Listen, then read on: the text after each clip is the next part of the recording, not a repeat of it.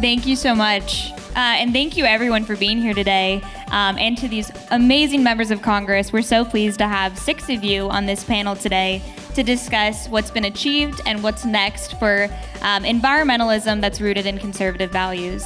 So I'm going to start with introductions for these amazing members that have joined us, and then we're going to go into the panel portion.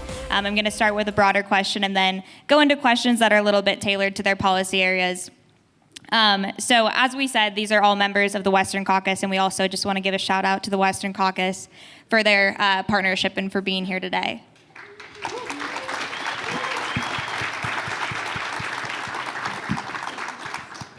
So the first member to my left is Congressman Stauber, serving Minnesota's 8th Congressional District.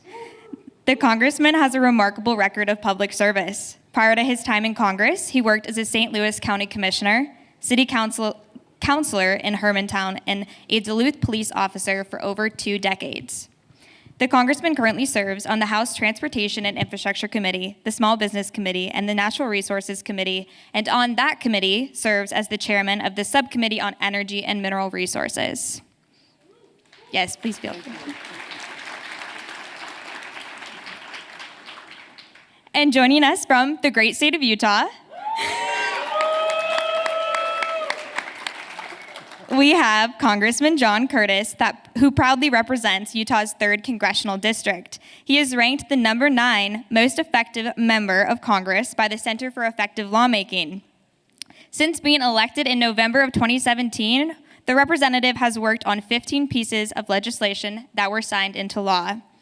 Representative Curtis currently serves on the Energy and Commerce Committee, including serving as vice chair on the Energy, Climate, and Grid Security Subcommittee. Please join me in welcoming him.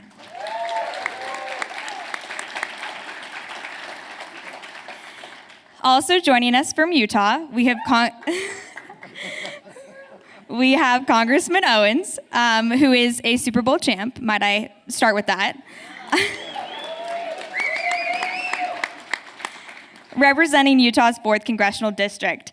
Born in the segregated South, he saw people of all backgrounds come together to work tirelessly against adversity. And as a young man, Representative Owens was one of the first 4 Black athletes recruited to play football at the University of Miami.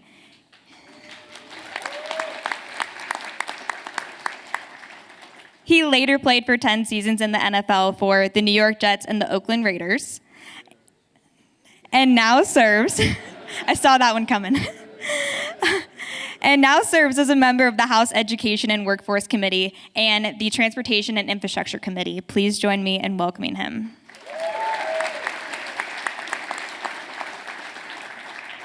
Joining us from the Pacific Northwest, we have Congressman Bentz, representing Oregon's 2nd Congressional District.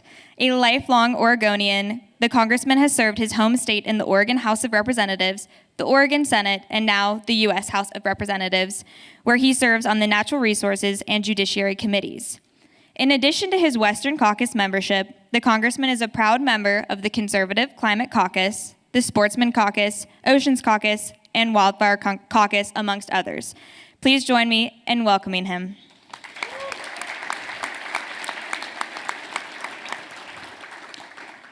Joining us from my home state of California, we are also pleased to have Congressman Doug LaMalfa, representing the state's 1st Congressional District. The congressman is a 4th-generation rice farmer and is a strong advocate for the agricultural sector. In 2004, Congressman LaMalfa successfully authored and passed California's Forest Fire Protection Act to allow landowners to make their rural lands fire safe. He currently serves on the House Ag, Natural Resources, and Transportation and Infrastructure Committees. Please join me in welcoming him.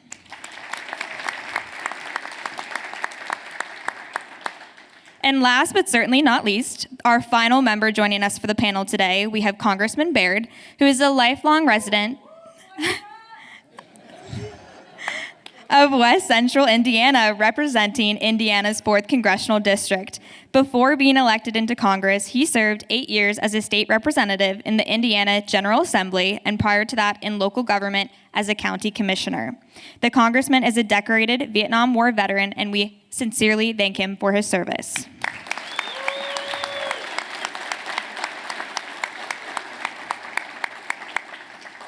He is a part of the Committee on Agriculture, the Committee on Foreign Affairs, and the Committee on Science, Space, and Technology. And please join me one more time in welcoming all of these amazing members who are here today.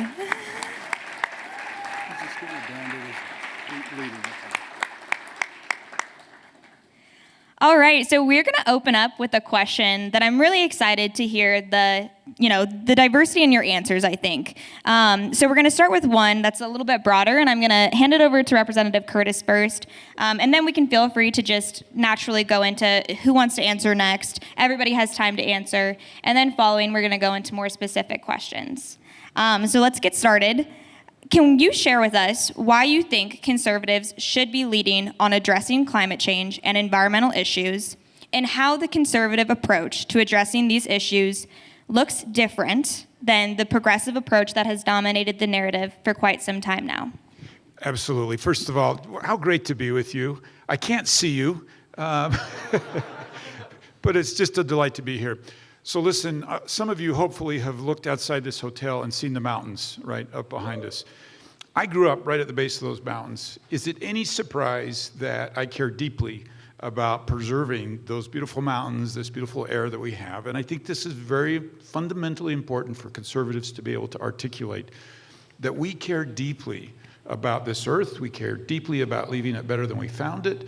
And what's been missing in the past is we've been very good at telling everybody what we don't like, and we've not been so good at telling people what we would like to do. Fundamentally, one of the core differences, I think, between the way we approach this is we want to insist that we look at worldwide greenhouse gas emissions and not just here in the United States.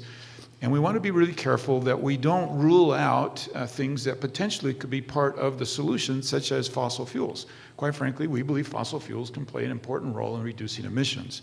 And those are just a couple of the fundamental differences. But I think it's always important to articulate that we do care. We care deeply. We may see things a little bit differently than the people that have been talking about this. But you only have to look as far as Europe to see what happens if conservatives don't engage. You make some bad decisions, and those bad decisions have actually led to more emissions than before they even started, led to dependency on an enemy for fuel, and that's not a good place for us to be. That's why we need conservatives.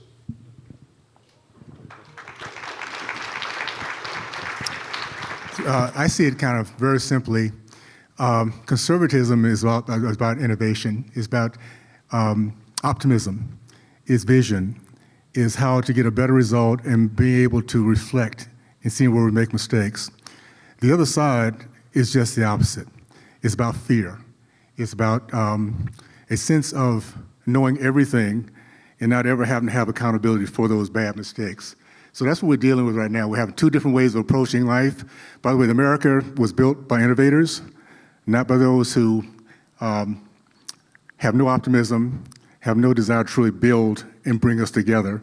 So I'm excited about, for instance, the number 2 conference, number 2 caucus in our conference is the Conservative Climate Caucus that John Curtis started. Give you an idea. For far too long, we've given that conversation away to the left. It's time for us to take it back, be aggressive with it, be positive, be bold, and let people know we have some solutions, and it's all the above, and we have the country that can make it happen. So I'm excited about being part of that process.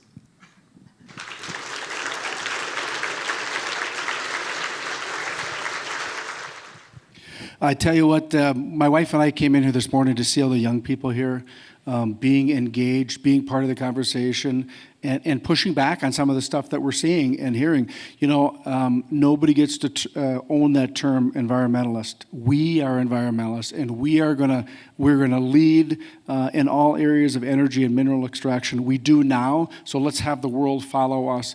And I will just say that if you thought, this is my 3rd term in Congress, if you told me that I would be voting on a bill that bans gas stoves in this country, we did this past week, I'd have said, there's no way that bill would come up on the House floor. This is how obvious those that don't agree with what we think, this is how obvious they're pushing their agenda. I mean, gas stoves, 187 million Americans are fed from gas stoves and use it. And I will just tell you that one of the things that I'm very proud of is my colleagues up here on the Western Caucus that understand that we can lead, we can have a strong economy and a healthy environment.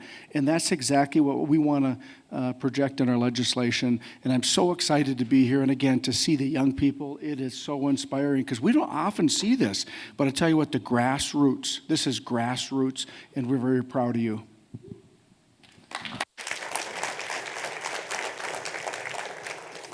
So I would like to join my colleagues in complimenting you for being here. It is inspiring to see this many young people committed to our country.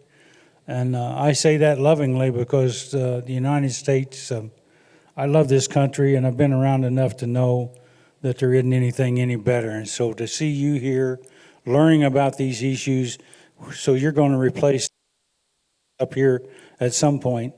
But on the conservation issue, I want to speak to agriculture. I've been in production agriculture all my life, and they're the consummate ranchers and farmers are the consummate conservationists. And if you think about that a minute, that top 6, 7, 8 inches of soil is their life. So they're going to want to protect that, and then we have to food. We consume the food that we produce. So consequently, we're interested in making sure that's healthy, and we're making sure that we conserve the land and our environment because that's so important to our industry.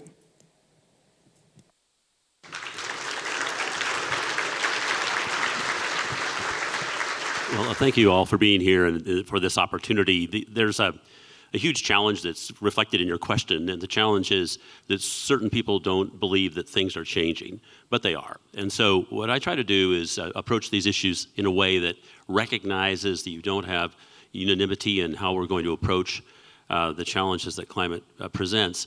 The words I generally default to are adaptation first, and then innovation, sequestration. Mitigation is the first one generally that Democrats talk about. We have to squeeze, according to them, every ton of CO2 out of whatever it is we're doing. And as you know, the more you reduce CO2, the more expensive it gets. And so we have to approach that mitigation piece very, very, very, very carefully because there's a huge price tag. Before I leave the mitigation piece, my Democrat colleagues believe in a top-down approach. It's like pushing a rope. It does not work well. We heard that from the author that came out earlier. And his point about how you start bottom up and try to get things done with a price as a device to effect change is probably the best. The adaptation piece is the one I like very much for places like Utah because you've been adapting to dry for a very long time. And you store water and you take care of it, you apply it appropriately, and you're adapting constantly to a ever more challenging environment. So you're experts at this. So when we adapt to a warmer climate, we are practiced in it. And of course, innovation, of course, that's going to be ultimately the answer because we don't have the ability right now to do all that needs to be done around the world. And if we don't address the issues worldwide, we're toast. And I mean it. And then finally, of course, we want to talk about the protecting of the environment in a way that makes everybody understand how absolutely essential our environment is.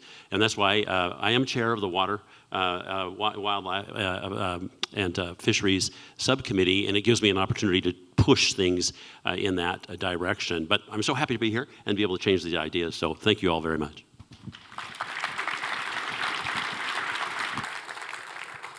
Well, thank you. I come from a farming background, as mentioned there. We've been farming rice in Northern California for about 90 years on the land we're on. So we tend to call that sustainable because the land still works, we still make a good crop, and it'll go into perpetuity if we're allowed to keep doing so in California. So what's really the bottom line here to the question is that the argument made by the left on this versus what we talk about, we actually want to adhere to the truth, and we want to actually get to solutions. So frequently what we see is a lack of solutions other than hardcore government shutdown of everything we do in this country. What happens then? We export our industries. We export everything that we need to have come back here. And who has the strongest safeguards in how we produce anything in the world? The U.S. and some of our Western neighbors, okay? So if we do it here, if we mine here, if we log here, if we farm here, if we drill here, we're going to do it much more ecologically soundly than anywhere else in the world. Look at Russian gas versus U.S. natural gas.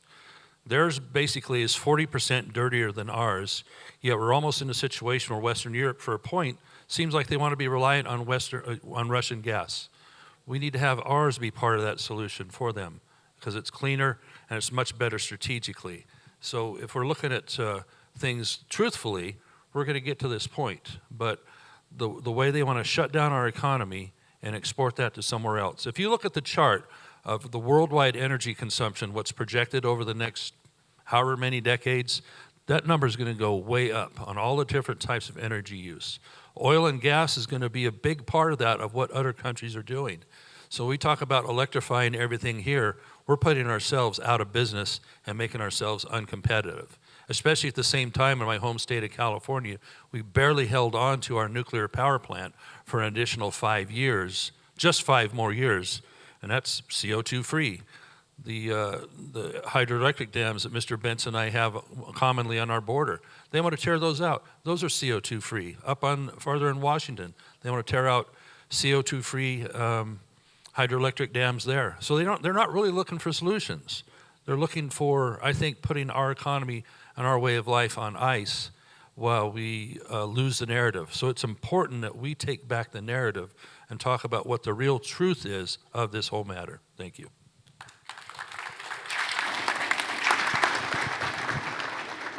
Thank you all so much. I mean, ACC prides itself in being a solutions-first organization, and it's very clear that there's, so much opportunity in this space with leaders like you. So we appreciate it. I'm going to be moving into individual questions that are tailored to kind of your backgrounds, which we've heard a little bit about, but I'm going to start with a question for Congressman Curtis. You've been a leader in this space for quite a while now. And I think that there's been a very clear positive shift within the party. And rather than debating the existence of climate change, we are now talking about, in a productive manner, talking about solutions, as you all were just talking about. And we're focused on how conservatives can lead on issues involving the environment and climate change. And I really just want to hear more about your perspective on this evolution. And I think what you're optimistic about moving forward. Well, thank you. So by the way, those of you that have been involved with ACC have been a big part of this evolution for me myself. Listen, when I went to Congress just 5.5 years ago, I didn't understand this issue. It didn't make sense to me, and I was like many of my Republican colleagues, almost defensive, right, on the topic. But being blessed to associate with people like ACC and others, I gradually started to understand that this should be a core conservative value. We should own this, right? If you go back through time, whether it's the EPA or clean air or really any other major legislation that's happened under a Republican president, and a good conservative Republican principle is to care deeply about being cautious with our resources and preserving our resources and make sure we're passing on the earth better than we had it. But I think what happens, Morgan, is that for too many conservatives, this becomes a defensive thing, right? And we feel like we have to go on the defensive, and instead of responding to their ideas with our own ideas, with science and things like that, we tend to just put up a wall and say, you guys are crazy, not realizing that we're the ones that sound crazy, right? And so instead of saying you're crazy, I think one of the most important things we can do is say, let us tell you how we feel about it. Let us share with you our ideas and approach that in a way of open dialogue. And this, at the end of the day, like my colleagues have all said, we win with our ideas. And the bottom line, if I had to summarize it in just a sentence, is we're absolutely convinced that we can have a clean future without sacrificing our economy, without sacrificing our energy security, without sacrificing national defense. And we have the ideas to make sure that happens. And as my colleagues have said, we have to be bold and not be on the defense, actually be on the offensive with that.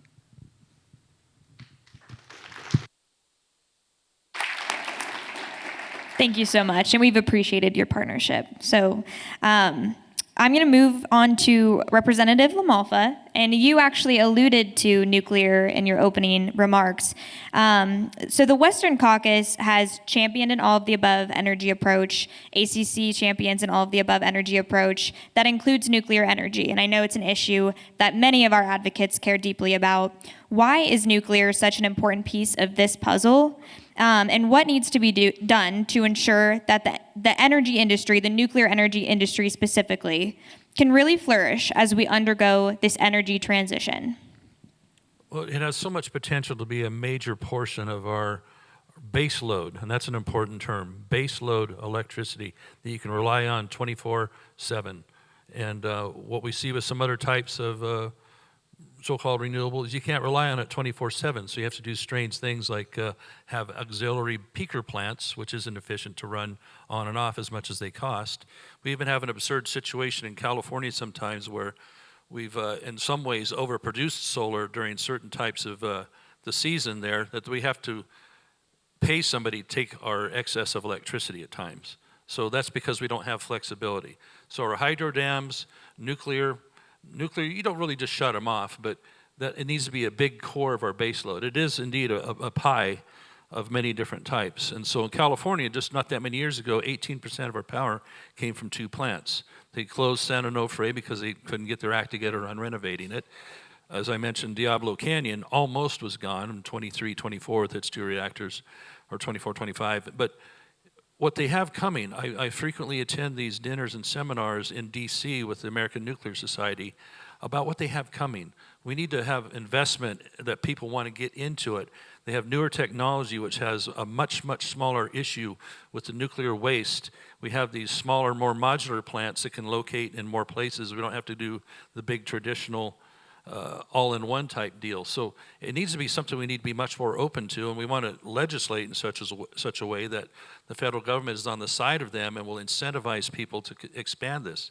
That'll help us much more so with having a reliable power grid that has that base load we can count on at all times. And it'll, since it's CO2 free, it helps meet that direction as well. So, and the waste, as I mentioned, they can handle the waste with new technology we're looking at. If we can just get it out there in front of people and not have people think this is all 40-year-old scare story stuff.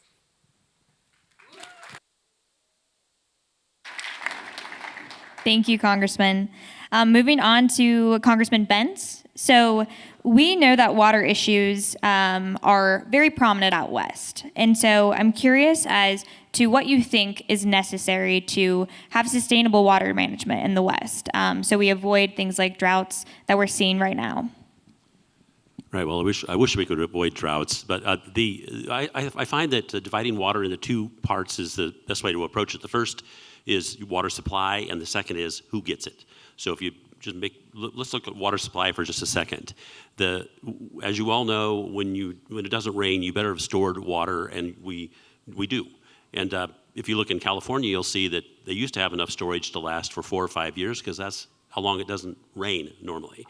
Sadly, over time, many of those storage facilities have been diverted into other uses, and they haven't replaced that storage. So that storage piece needs to be replaced. There's 2 areas we should be focusing upon. There's many, but there's 2 really big ones. One are forests. They're our biggest sponges out there, and if we do a better job maintaining the sponge, the forest, we'd have more water running out of it, and it's what we should be doing anyway, unless we enjoy this smoke. The other thing is our aquifers that already exist that have been dramatically depleted. You just saw that they forced everybody to stop drilling wells outside of Phoenix in Arizona because their water table is going down dramatically, and so their water supply is in big trouble. The question is, where do we get the water to put back into those aquifers? Again, in California, we have new tools where we can identify the areas on the surface of the ground where the water will go down rapidly. We need to be using those everywhere and taking extra water when we have it and putting it back into the ground. And we can do that. On the allocation side, and this is something that is absolutely, I was looking at Utah today and how much water you guys take out of the Colorado. I think 27% of the water you guys use here in Utah is out of the Colorado. When I read about it, the people writing the articles were were disdainful and dismissive of the fact that big chunks of that water in Utah and Phoenix and in California is being used for agriculture. At looking down their long noses at the fact that we're using water to feed people, it's really, really sad. So and it's wrong, by the way, on the allocation side of who gets the water, the most important thing we can be doing is recognizing the demonization of farms for what? To take the water away, and I hate to say this, but to give it to houses. And okay, houses are fine, more people, great. You have a real problem here in Utah. It's such a beautiful state. All these people are swarming in, and you've got to have more water for houses. But please, let's be aware of what's happening in this transition from ag over to homes. And with that, I'll stop. But I just think it's one of the most interesting things. People should be more aware of it.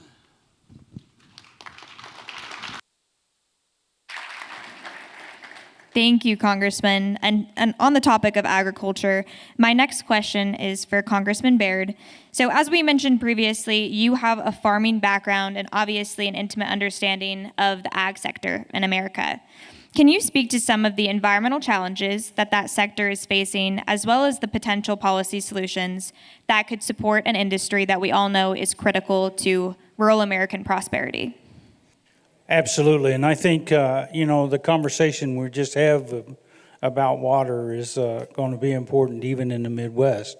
So it's important to agriculture. And if you go across Kansas or Nebraska, from one end of the state to the other, or east to west, there's a difference of about 20 inches of water, and that ought to demonstrate to you the productivity, because the productivity really increases as you get more water. The other thing I wanted to mention, if I may, research is an extremely important aspect. It's an extremely important part of the Farm Bill, and that's where we get the information that we need to make the decisions to go on down the path of saving our environment and so on. China, for example, right now is outspending us at least 4 or 5 to 1 of what we're spending on agriculture, and so that's important. And I'd like to mention too, the equipment that we're getting because of research and technology, and if I'm going on too long, you tell me to stop. I'm sure you're not embarrassed about doing that, but anyway. But the technology we have today and the equipment, for example, sprayers that will end as they come to the short rows and so on, and that cuts down on the use of pesticides. And then it cuts down on the use of fertilizer because we can strategically place that next to the seeds. And so the last thing I want to leave you with is in terms of, and it's a product of research as well. But as far as sustainability, we got ethanol that comes out of corn, and we've got biodiesel that we can take the cooking oils that we've had, like we had for breakfast here. We can salvage those and turn them into diesel products and fuel products for our farms and tractors. But the last thing I want you to remember is that that on the ethanol, a lot of people complain and say, why would you take good corn and make a fuel out of it when people are going hungry? And I just want you to remember that the thing that we take out of that corn is starch. And the rest of it that is left is high in protein, called DDGs. And that's such a high protein product that we can export that material, and you've concentrated the protein. Animal agriculture is the most efficient way to concentrate protein. Muscle tissue is protein. So I just want you to remember that in making ethanol, we have just taken the starch out of that corn kernel, and we've really saved the germ portion, which is the protein part, and made a high-quality food product, and we can send that exported across the world. So I'd be happy to answer any questions about that.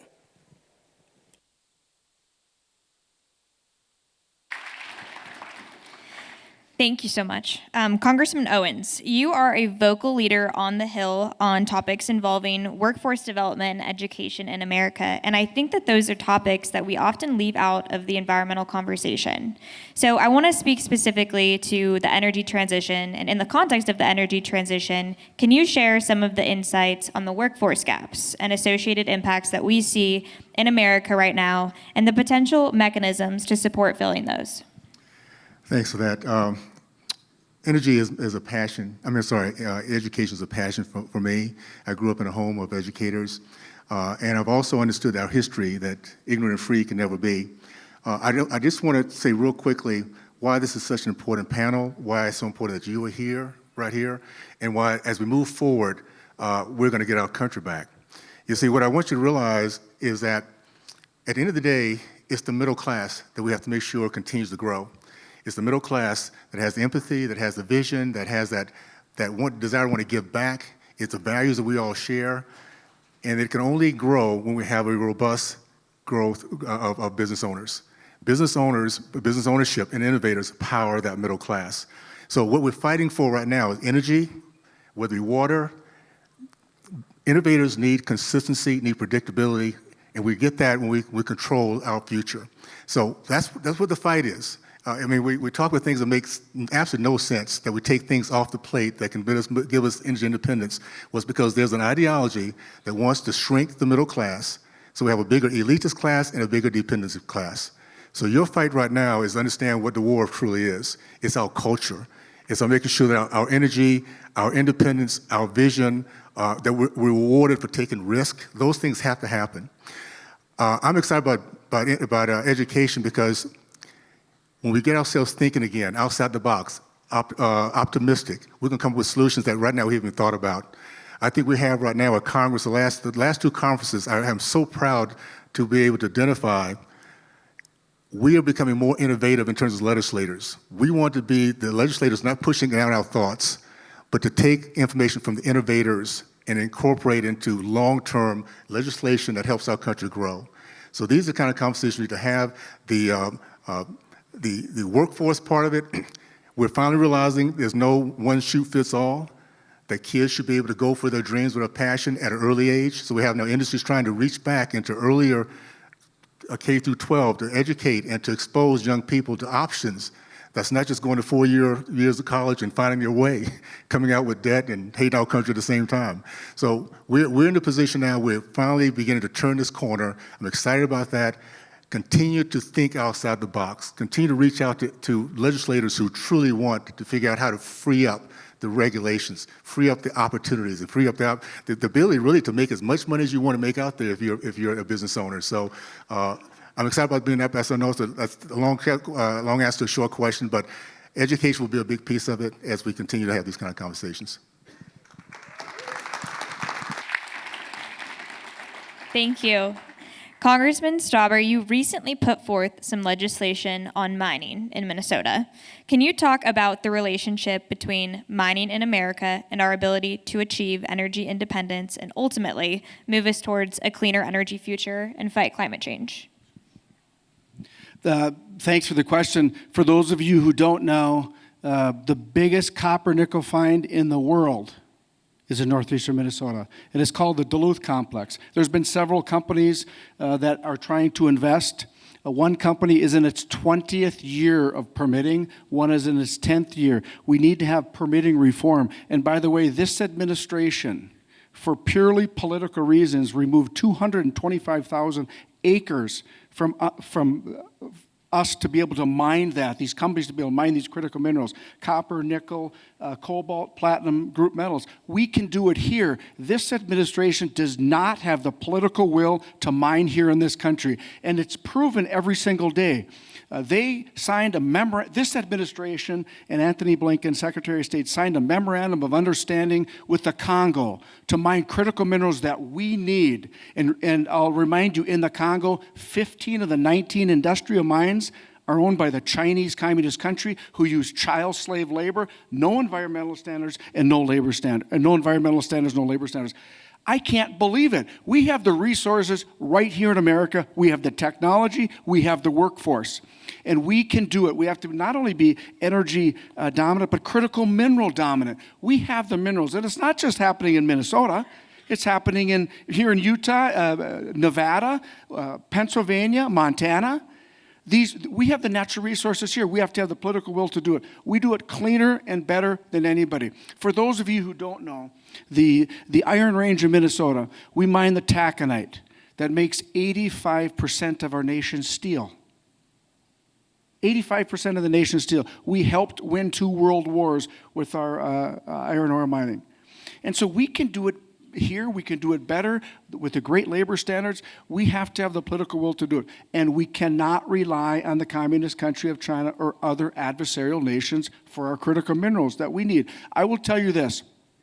In Fort Worth, Texas is the F-35 plant.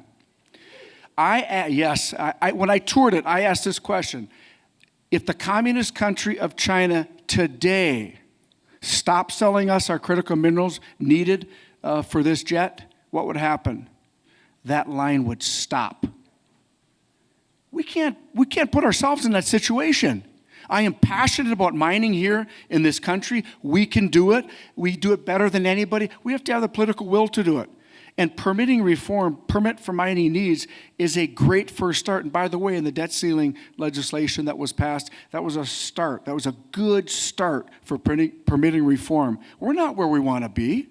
By no means are we where we want to be. But we understand that people that don't want to or have different opinions on mining or energy, what they can do to weaponize the court systems. It's just unbelievable. The Corps of Engineers had a water permit, used science and technology to approve a water permit for one of the mines. This administration, for political reasons, sent the EPA to remand that water permit and then nullified it. We have the ability, and we just have to have the political will. If we don't challenge the opposition on this, mark my words, if we don't challenge the opposition on this, our country is going to be in dire straits very soon. Not 10 years from now, not 5 years from now, very soon. And I will just say, it's such an honor and a privilege to serve the Minnesotans in the 8th Congressional District. But you know what? Look at these men and women, that the colleagues on the side of the aisle that I represent. I couldn't be more proud of these men and the women that I serve with. And you know what? When we look out here today and we see the young people making a change, having their voices heard, I want to tell you, this country's best days are ahead of us. Thank you. What a way to end it. We are out of time, but I want to say thank you once again to all of you. I feel like there's so much to be optimistic about within the conservative environmental movement. And please join me in thanking all of these wonderful members once again.